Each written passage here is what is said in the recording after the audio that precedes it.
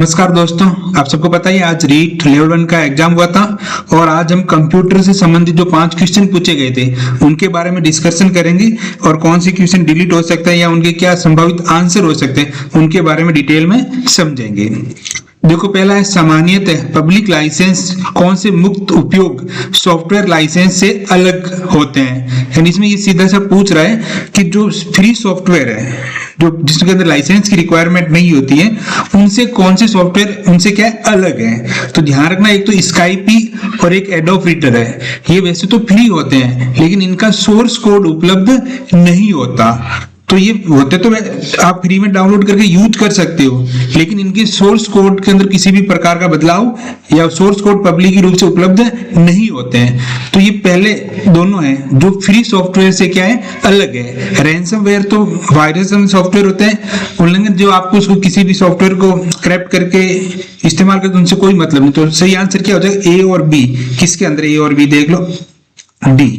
तो D answer इसमें क्या है, सही है। अगला देखो क्या लिखा है, आपके पास दो कथन दे रखे हैं, ठीक है।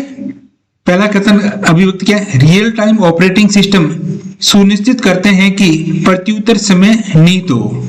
जो रियल टाइम ऑपरेटिंग सिस्टम, ठीक है, और इसका कारण उन्होंने दे रखा है कि रियल टाइम ऑपरेटिंग सिस्टम उन एप्लीकेशनों के लिए बने होते हैं जिन्हें डाटा तेजी से जो प्रोसेसिंग या संसाधित करने की जरूरत पड़ती है। तो देखो, ये कारण है सही। कथन तो ये दोनों क्या है, सही है।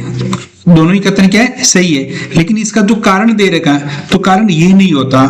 तो जो रियल टाइम ऑपरेटिंग सिस्टम है उनको बनाने का मेन रीजन या कारण ये होता है कि अगर आपको किसी टाइम बाउंड के अंदर, किसी निश्चित समय के अंदर अगर कोई भी सॉफ्टवेयर या कोई भी प्रोग्राम रन करना है तो उसके लिए हम किसका इस्तेमाल करते हैं, रियल टाइम ऑपरेटिंग सिस्टम का।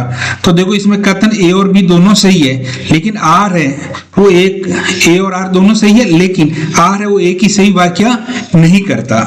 तो इसके अंदर ए आंसर क्या हो जाएगा, सही। अगला देखो, एक स्वस्थ आंखों के दृष्टिकोण से कंप्यूटर के सामने बैठते समय सही दर से, यानी जो व्यू एंगल है वो कितनी दूरी क्या है। यानी अगर आप कंप्यूटर के सामने बैठ रहे हो तो आप किस एंगल पर और कितनी स्क्रीन से कितनी दूर पर बैठोगे। तो देखो, इसका वैसे सही आंसर तो होता है 20 से 24 इंच, लेकिन इसमें 20 से 24 नहीं है तो इसका सही आंसर हो जाएगा सी, 19 से 24 इंच। सी आंसर इसका क्या है, एकदम सही है। अगला देखो, अब आपके यहाँ सामने दो सूचियां दे रखी हैं और उसको आपस में क्या करना, मिलाना है। तो कंप्यूटर एडेड डिजाइन होता है जिसको ऑटोकाड कहते हैं, ये बिल्कुल सही है। तो पहले का किससे मिलान हो जाएगा, 1 नंबर से। ग्लोबल पोजिशनिंग सिस्टम, ये हम किसके द्वारा पता करते हैं, सैटेलाइट नेविगेशन सिस्टम के द्वारा। तो बी का किससे, 2 से मिलान हो गया। अगला जियोग्राफिक इंफॉर्मेशन सिस्टम, तो ये भौगोलिक संदर्भित सूचकांक, ये भी इसका क्या है, सही है। और जो आपके प्रोसेस मैनेजमेंट सिस्टम है, जो आपके वित्तीय लेन देन को मैनेजमेंट के लिए हम किसका इस्तेमाल करते हैं, अकाउंटिंग के लिए हम किसमें, टैली का, ये भी क्या है, सही है। तो देख लो, ए का ए, बी का 2, सी डी आंसर इसका क्या है, सही है। अगला देखो, local area network private network है और ये 1 किलोमीटर तक की परिधि में विस्तृत है। तो ये बात बिल्कुल क्या है, सही है। अब इनका जो कारण दे रखा है कि लोकल एरिया नेटवर्क में 7 एमबीपीएस से लेकर 17 एमबीपीएस की रेंज विद्यमान स्पीड पर संचालित होते हैं, तो ये कारण इसका क्या है, गलत है। जो लोकल एरिया उसके अंदर जो स्पीड होती है वो 100 एमबीपीएस होती है। कितनी होती है, 100 एमबीपीएस होती है, और अभी तो 1 जीबीपीएस तक की स्पीड आ चुकी है। तो ये गलत है। तो इसमें देखो, ए सही है लेकिन आर सही नहीं है।